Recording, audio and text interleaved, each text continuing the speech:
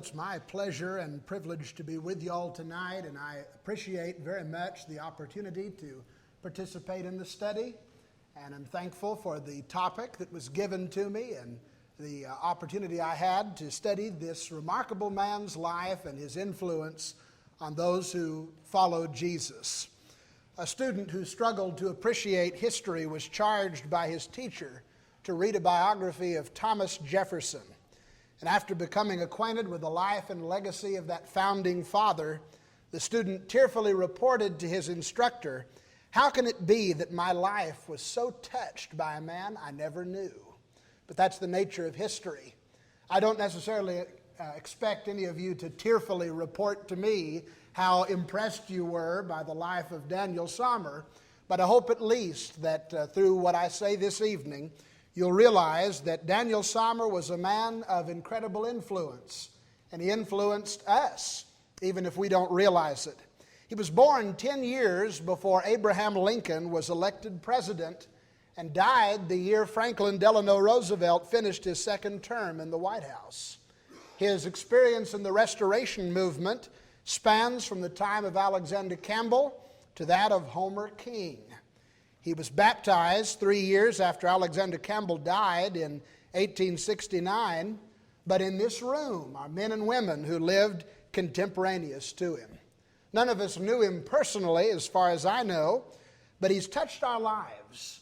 And for a short while this evening, I want us to consider his life and influence, especially on the Restoration movement and the churches of Christ in America, and particularly our brotherhood. Daniel Sommer was born January 11th, 1850, in St. Mary's County, Maryland, to John and Magdalena Sommer. A Hessian and a Bavarian, Mr. and Mrs. Sommer migrated to America in 1835, and they were married here in the U.S. near Washington, D.C. in 1840. They were nominal Lutherans who did not attend church services but had all of their children sprinkled by a Lutheran pastor. John was a foul-mouthed blacksmith and a heavy drinker who worked hard but saved little money. He died of pneumonia when Daniel was a very young boy and left his widow and several children penniless. So from a young age, Daniel Sommer learned independence and resiliency and the value of hard work. He was a very tall, very strong, and very strong-willed person from all reports of those who knew him. He was reared with the pioneer mindset of personal responsibility and pride in his accomplishments, and such was his nature for the rest of his life. He was a poor student, and in reports that I've read, when he was a young boy in school and he would be taking an exam, he would shake his head violently back and forth, trying to shake the facts out so he could remember what it was that he'd read before. And apparently he continued to do that for years ahead. But he was a diligent laborer. In his autobiography, he tells of only one teacher who ever motivated him to enjoy academic learning, a Scotsman named Hector Home Monroe. And he was so impressed with Mr. Monroe that later he used him as the title character of his fictional work describing an honest man's journey to New Testament Christianity, which he called Hector Among the Doctors. In 1863, a young Daniel attended a Sunday school in his community where he was introduced to religion. He took religion seriously and applied to it the same dedication to that he otherwise applied to physical labor. Young Sommer was, through these influences, led to piety and strict moral uprightness. From all accounts, even those who criticized him, he was a decent person in the way that he carried himself in this life. And thus it's not surprising that at first he gravitated toward the Methodists, who in that day were known for their seriousness and dedication to separated and holy living. In 1864, Sommer had grown somewhat lax in his religion, and he attended a Methodist revival. Believing that he'd already gotten religion, he came forward to join the church. But in 1866, Daniel Sommer was introduced to a different kind of religion than he'd ever known. He witnessed a baptism conducted by D.S. Burnett, and soon after began to work for a man in Hartford County, Maryland, who was a Christian following only the New Testament. The man, John Dallas Everett, studied with Daniel until he became convinced of the error of infant sprinkling, and Sommer was immersed by T.A. Crenshaw in 1869. Having learned the truth, Sommer's heart was full of burning passion to preach it to others. And realizing the need for some education, he enrolled at the most prestigious school in the brotherhood at that time, which also happened to be right in his neighborhood, Bethany College in West Virginia. Alexander Campbell had died only 3 years before Sommer came to Bethany, and as one said, his spirit still loomed large at the campus. Robert Richardson, well, there's Bethany actually, for those who are interested. Robert Richardson in this picture, although an old man, was still at the school, and respected educators like C.L. Lewes were on the faculty. W.K. Pendleton, famous for his completion of the fourfold gospel, which he did jointly with J.W. McGarvey, served as president during Sommer's time at Bethany. To this point, Sommer had never risen above the abject poverty of his youth, and simplicity of living and personal responsibility and hard work were still very much a part of how he viewed the world. Sommer would have fit in well, I think, with the old restorers like Barton W. Stone, who prized piety and sacrifice for religious service. However, the heirs of the Restoration movement, what historians would call the second generation restorers, were very different from their forefathers. Many of the faculty and students at Bethany, and there's another shot of it, were worldly in the truest sense of the term. Speculative theories about religion and a desire to be like the denominations, two of the things most despised by the previous reformers, were commonplace. Earl West describes a very unusual division among the students and faculty at Bethany during the early period of Sommer's enrollment. Some believe that the Bible was a revelation only to sinners, that it told how to be converted, but offered no practical instruction for Christian living. Beyond baptism, the rule was, love God and do as you please. There were no laws governing the church, and in the final analysis, sincerity was sufficient for fellowship with the Lord. President Pendleton was a proponent of this view, which actually surprised me a great deal to learn. But Sommer had no interest in it.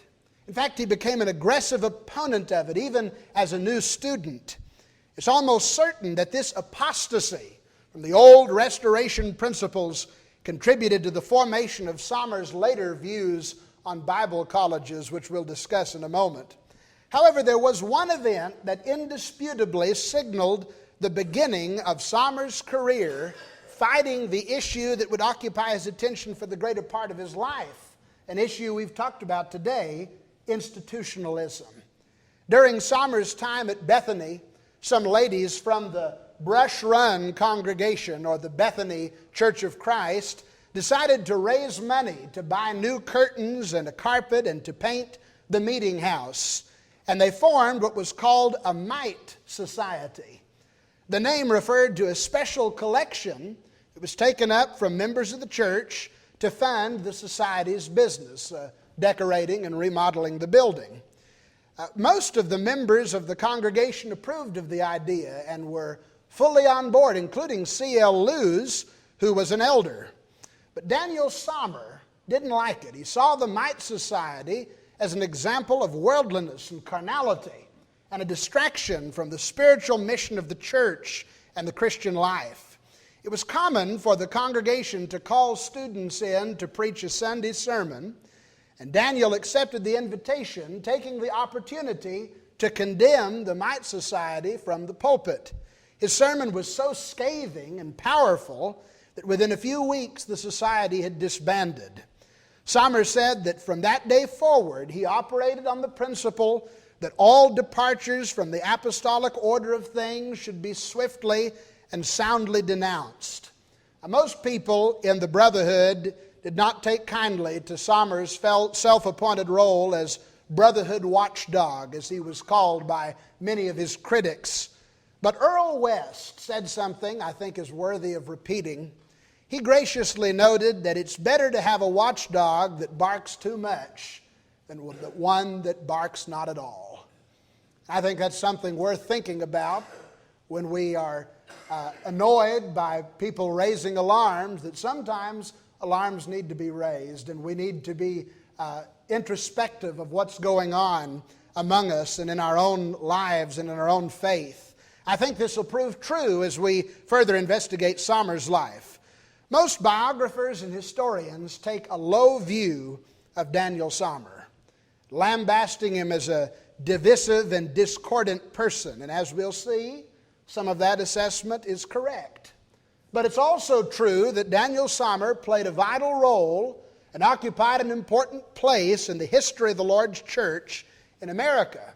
Had he not done and written and preached what he did, the Restoration movement would have radically changed from its original shape, and with it the churches of Christ in this nation. We'll explore that further in a moment, but now back to Sommer's life. When Sommer began his career as a preacher of the gospel, his early exploits and service were unremarkable and hardly worthy of mention. In fact, it's very difficult to find any written material about them. But there was a significant upheaval in the Brotherhood, typified by what Sommer had encountered at Bethany College. The Christians in America, as Kevin mentioned this afternoon, were dividing over two practical issues: the missionary society and the use of instrumental music in the worship. But really, these issues were symptomatic of a larger division that had more to do with an ideology toward religion. The original restorers saw a two-sided need in Christendom. Christians needed unity, and they needed a restoration of apostolic Christianity. And men like Alexander Campbell and Thomas Campbell and Barton W. Stone and Walter Scott and Moses Lard, those two themes were codependent. Unity could not be accomplished without restoration, and restoration would inevitably lead to unity. Most of those men were post-millennialists, and they believed that the restoration movement would last for a little while. They would work hard, and then they would see the good fruit of it. Denominationalism would vanish, and all error and digression and apostasy would be done away with. But of course that didn't happen. And as the restoration movement continued, and it was successful but not as successful as some of the prophets had forecasted, a disagreement began to arise. It manifested itself in those issues of societies and instrumental music, and when it became hot and severe, it was manifest among the second generation restorers that one idea or the other was more favored. One group, under the leadership of Isaac Errett, saw unity as the paramount goal. Restoration was a nice idea, but if it interfered with unity, then it wasn't really that necessary. But another group, under the leadership of Ben Franklin in the north and David Lipscomb and Talbot Fanning in the south, saw restoration as the primary goal. And if unity could be accomplished, that's wonderful. But most important was getting back to the ancient and primitive faith of the first Christians and of the apostles particularly. It was inevitable that the holders of these two perspectives would grow apart and in different directions, regardless of what issues it was that might have driven the split. Daniel Sommer was naturally bent to lean more toward the conservative side, although we'll notice some of his positions, and we wouldn't call them conservative at all. But in 1871, Sommer attended a gospel meeting in Wellsburg, West Virginia, held by Benjamin Franklin, and he was the editor of the American Christian Review, at that point the most influential journal in the United States, at least among believers in the Bible. You know, I think that we don't really appreciate how important, maybe some do, but most people probably don't appreciate how important religious journals were in the history of the churches of Christ here in America. The American Christian Review had a subscribership that spanned the nation, and what appeared in the pages of that paper had a tremendous impact on what people believed and decisions people made. Daniel Sommer instantly admired the aged Ben Franklin, and for the rest of his days would consider him to be the greatest preacher to live since apostolic times. Franklin returned the affection to Sommer and especially appreciated Daniel's passion and fire for the Bible. During that meeting, Franklin lamented to Sommer how that the Central Christian Church in Cincinnati, where Franklin lived, was building a $140,000 meeting house. Think about that. In 1871, it was a $140,000 meeting house with an $8,000 organ. At that point, it was the most extravagant display in the history of the Restoration Movement, and it grieved Franklin's heart. He saw it as the ultimate example of how the church was going worldly. It was interested only in social acceptance. It wasn't satisfied with pleasing God, but not pleasing men around. This meeting impacted Daniel Sommer's life perhaps more than any other event. And from that day forward, he was the protege and heir apparent of Ben Franklin. He dropped out of Bethany College, never returned to take his final exam. And for the rest of his life, Sommer had an antipathy toward scholasticism. While he was well studied and well read, as shown in his preaching and writing, he didn't care for extra biblical religious material. Although somewhat paradoxically, he wrote a whole bunch of it. And we're going to find out that a great deal of Daniel Sommer's life was very paradoxical. In his sermon book, Plain Sermons, which is for sale in the back, I'll make a plug for that, it is entirely dedicated to the simplicity and sufficiency of the Bible. His belief that the Bible was an all-sufficient book, a belief that was common among the early restorers but was slipping out of vogue in the late 19th century, was the foundation for his other beliefs that only Bible-authorized worship and Bible institutions were sufficient to accomplish their intended task and acceptable in the Christian faith. His view of Christianity was evident from the name of the paper he published, the Octograph. Now, that's kind of an odd name to us, and it was not very popular. People subscribed to the paper, but most of them were farmers, and according to reports, they would go into town, they'd say, well, have you read the Octopus this month, or the Orthograph? And nobody really knew what the paper was called, but Octograph means the writing of 8, and it refers to the 8 authors of the New Testament. That was his premise. Sommer passionately argued that true religion could only be the religion of faith in Christ Jesus. And as the old restorers believed, Christian faith comes only from the testimony of apostolic writings. In 1879, there was a noteworthy event. Just slip it in here. Sommer was bitten by a dog. He thought the dog was rabid, and he believed he was rabid afterward, and he took a bizarre poultice from a Quaker who lived next door, and he wrote about that experience in a book called Hydrophobia and Its Cures.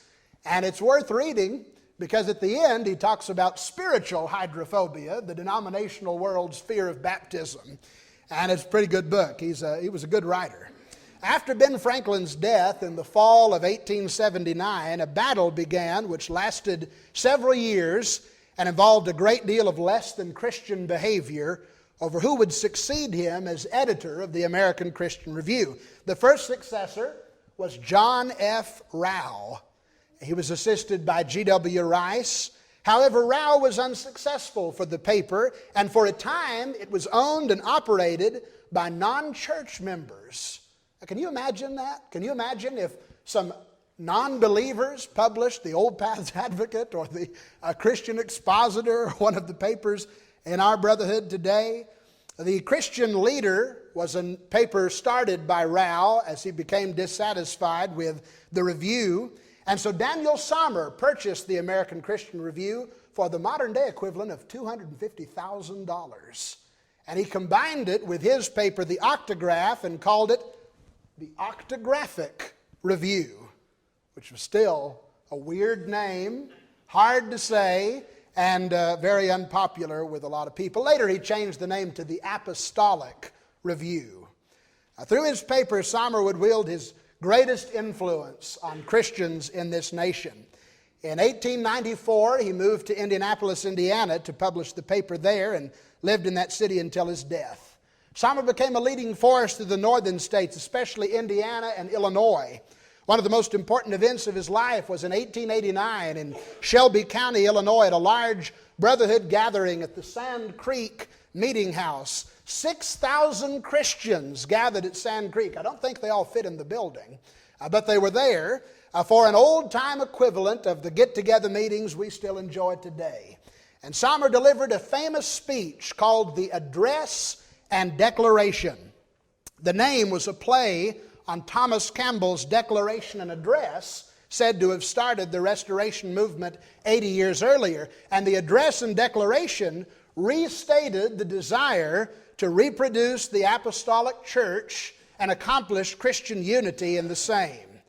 This speech, however, directly addressed certain areas in which members of the Lord's church had departed or were departing from the historic plea for the Bible only, and were teaching and practicing things that could not be found in or taught in New Testament Scripture. Specifically named were collecting money for the church through festivals, choral rather than congregational singing, missionary societies, and the one-man pastor system, although it was stated that these were a part of a larger family of digressions from the New Testament model.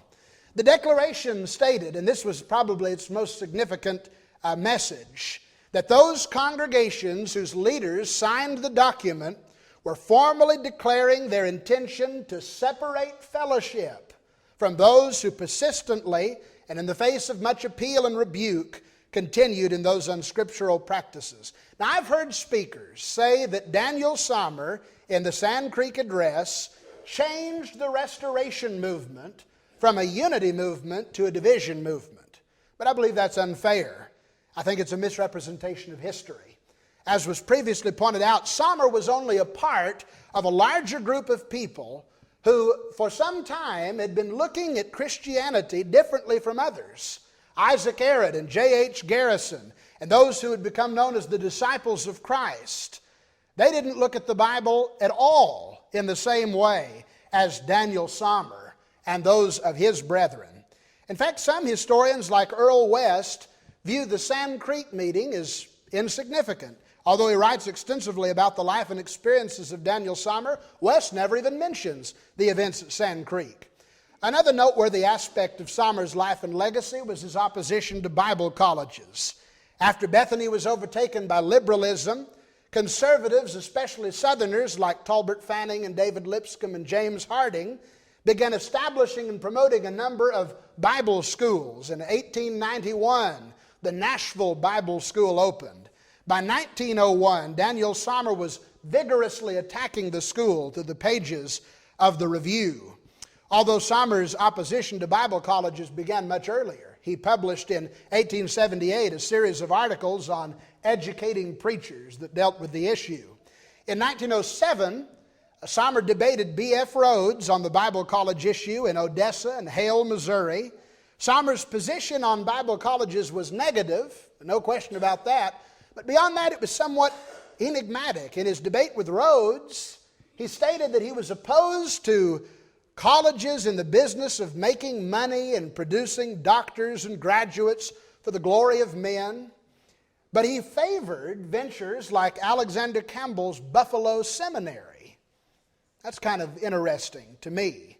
In 1905, Sommer published in bold print his position on colleges on the front page of the Review, and it shocked James Harding to read that Sommer did not oppose individual Christians establishing schools to teach the Bible.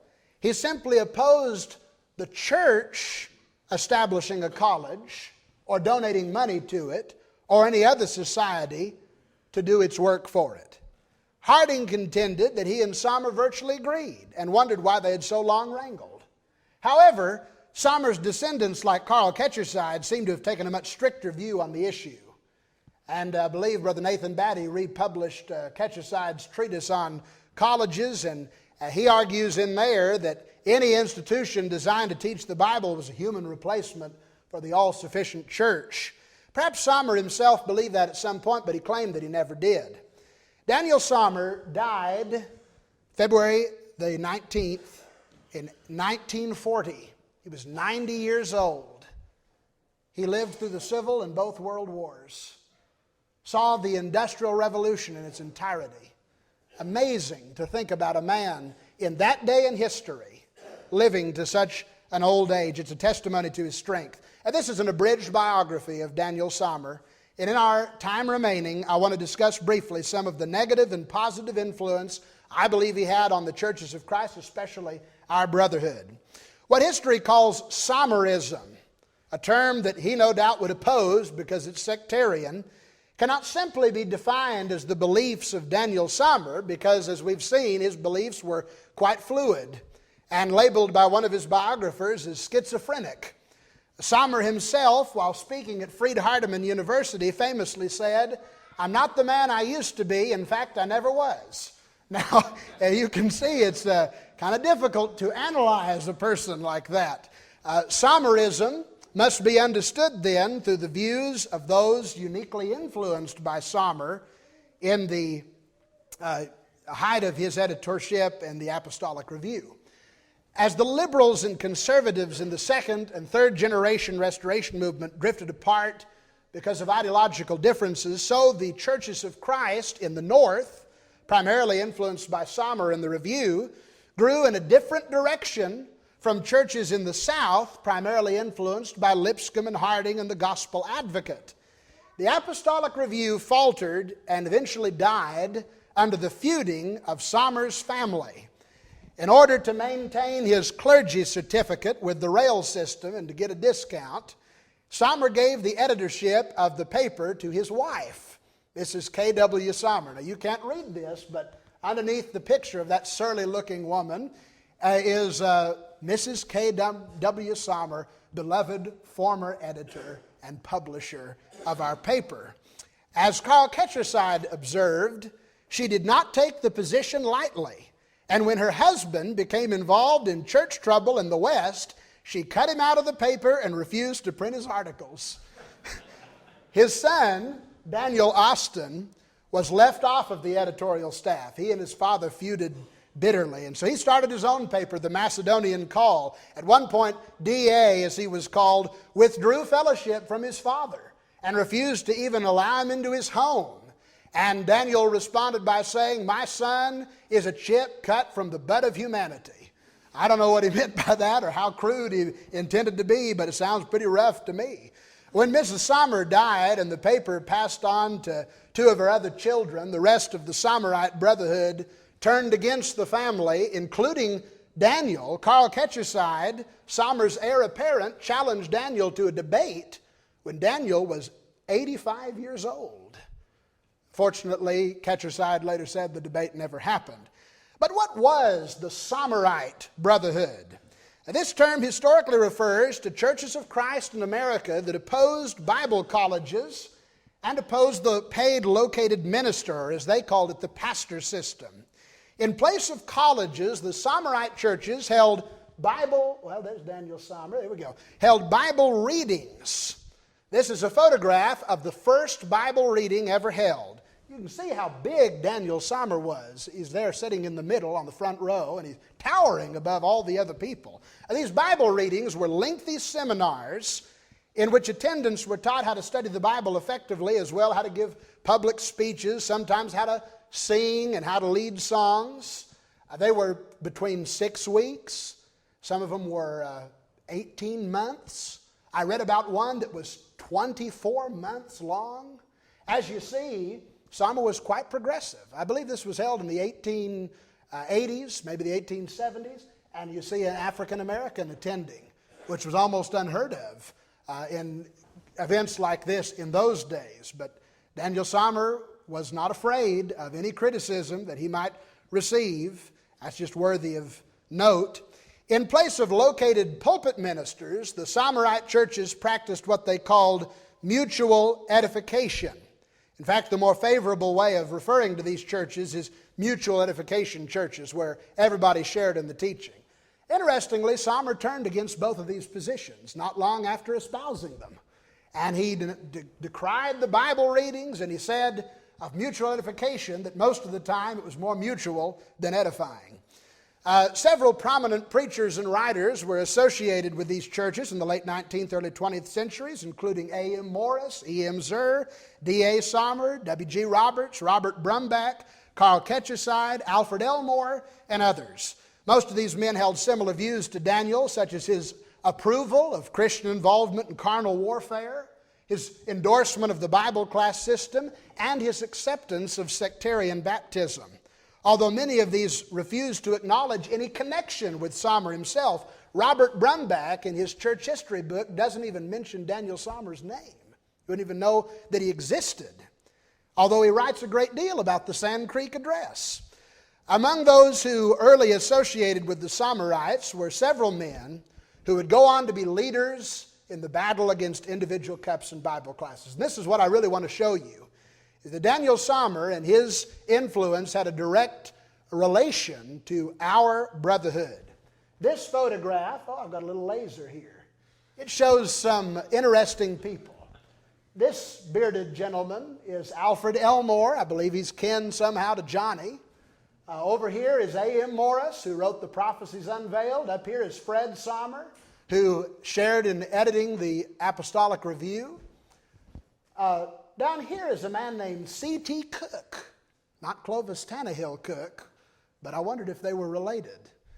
C.T. Cook was one of the leading voices in favor of one cup in the Lord's Supper and in opposition to Bible classes in the state of Indiana.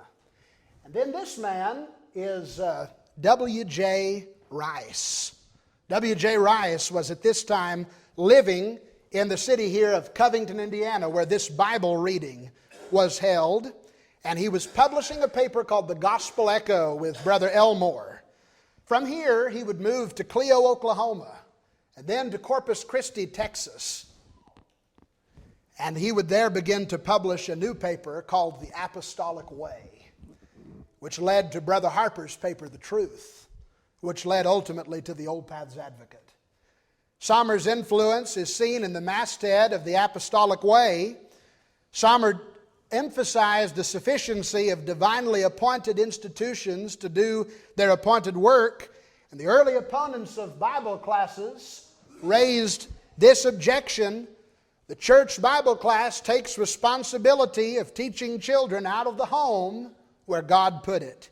It's noteworthy that the preachers and churches advocating one cup in the Lord's Supper and opposing Bible classes were later influenced by Austin McGarry and the Firm Foundation here in the state of Texas, and consequently they separated from Sommer and his people over the rebaptism issue. In fact, Brother Harper had a sort of a debate with Daniel Sommer on rebaptism. In many ways, in spite of these differences, there is a definite historical connection to Daniel Sommer and the Review, in many ways stronger than our connection to David Lipscomb and the Gospel Advocate. This was seen in the 1950s when our brethren were decidedly against located preachers of any kind, and many men here could say more about that than I can.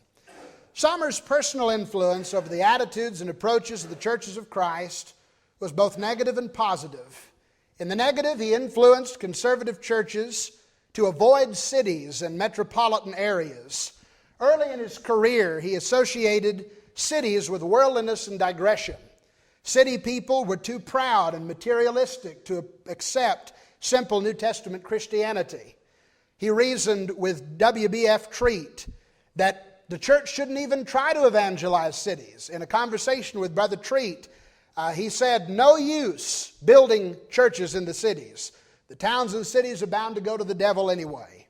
Other than Sommer's final placement in Indianapolis, the northern conservatives focused on defending rural churches from liberal inroads. And I see this as an example of how well-meaning people can sometimes equate their wisdom with divine truth. And the consequences for conservative Christianity have been negative. Most of our domestic mission work is historically done at country crossroads in the middle of the woods, and it resulted in country churches with no community to fill them. And eventually the people who lived in that area moved away, and the church building now stands empty. I think Sommer's thinking may have influenced this practice, but the New Testament model seems to be different. Ancient Christians were not afraid of working in evil cities like Corinth and expanding out from there. So our historic method has actually produced more empty meeting houses in the middle of nowhere than anything else. A second, Sommer's conduct as an editor turned the religious journals into instruments of sectarianism. Sommer equated loyalty to his paper with loyalty to the truth, and as such, he refused that anything should be discussed in his paper that he disagreed with, unwilling to publish any dissenting views. This was a departure from the historic role of religious journals as a forum for discussion to overcome disagreements, a process vital to the restoration of New Testament Christianity. Sommer's conduct contributed to the church's fracturing over what journal their members read, and eventually led to the ultimate decline of religious journals in American Christianity. More could and perhaps should be said on that, but I won't. Third, Sommer practiced inconsistent conservatism. What Sommer opposed in Bible colleges, at least to some degree and for some reason, at the very least, he opposed them because he believed they generated pride and worldliness. His Bible readings were not much different. Sommer's Bible readings charged tuition. He found that they produced unqualified and ignorant people, made them think that they were preachers. And so finally he gave them up, although they continued to be used by the Sommerite churches. I've got more information on that if anyone has a question. He opposed the institutional Sunday school, but he supported Bible classes, which were substantially no different at all. In his debate with J.N. Cowan, we see in action the old proverb, the legs of the lame are unequal. If you ever have the chance to read that debate, you'll understand what I mean. He drew firm lines of fellowship over instrumental music and choirs and improper methods of collecting church funds because, as he said, it is safe and only safe to teach and practice what the divine record enjoins on the disciples. But he scoffed at those who rejected individual cups in the Lord's Supper and Bible classes on the same grounds. In his final years, he toppled from this logical balancing act and embraced a position much closer to the liberalism that he previously opposed. It's noteworthy that the same thing happened to his successor, W. Carl Ketcherside. From my perspective, Sommer's most positive influence on the churches of Christ was his fight to keep the restoration plea alive when several influential voices were calling for its revision, if not its utter abandonment. Fanning, Lipscomb, and Harding led a group of persons and congregations to become what we today would call the mainline churches of Christ. Daniel Sommer, in spite of the major differences between us and him on a number of issues, preserved a way of thinking about New Testament Christianity that allowed some brethren to survive a firestorm of innovations and digressions that hit the church during the late 19th and early 20th centuries. So in conclusion, if Daniel Sommer was alive today, he would not fellowship us, and we would not fellowship him. He would call us radical, and we'd call him liberal. His literature may not be the most helpful and most agreeable to us across the board. It's, I think, worthy of reading most of the time. But he was an important historical figure whose influence cannot be denied and should not be ignored. Usually, examinations of Sommer's life focus more on his attitude than his positions. But I've tried to give more attention to his views and further developments in Christian thinking that they inspired. God will judge Mr. Sommer for eternity. But ask this question: if you and I were in the same place, if we saw that radical changes were sweeping through the Lord's church, threatening to destroy the spirit of primitive Christianity, would we have the courage to speak out, the resolve to stand up against what was wrong, regardless of how history stigmatized us in years to come? That's my presentation.